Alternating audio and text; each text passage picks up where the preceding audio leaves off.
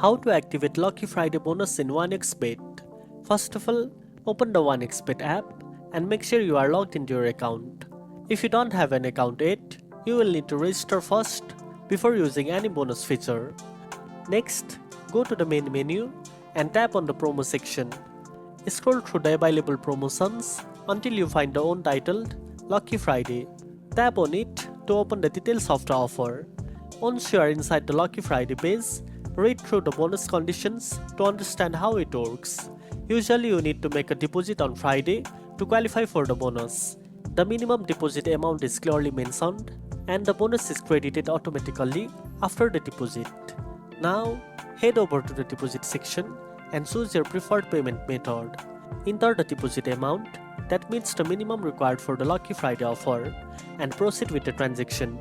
After a successful deposit, go back to the promo page and you should see that your Lucky Friday bonus has been activated.